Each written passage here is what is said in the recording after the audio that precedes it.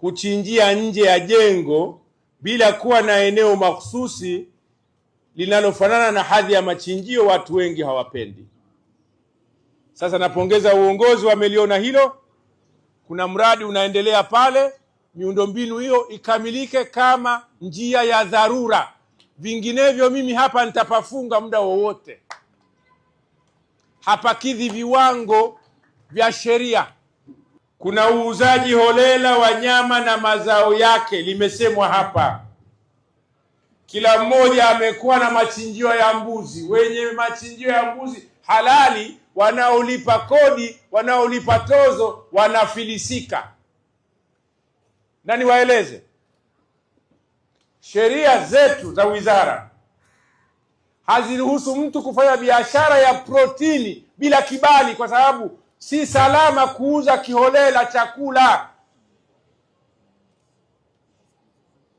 Kwa hiyo wale wote wanaosimamia sheria ndani ya wizara yangu, ikiwemo bodi ya nyama, kamateni wote ambao wana mabucha ambayo hayajasajiliwa na ni bubu, wanaochinja barabarani, wanaochinja kiholela. Ni marufuku, kwa sababu lazima uthibitishwe kwamba wewe una afya kwanza kuuza chakula, lakini na chakula unachouza ni salama, hasa nyama, samaki na aina zote za protini kama maziwa.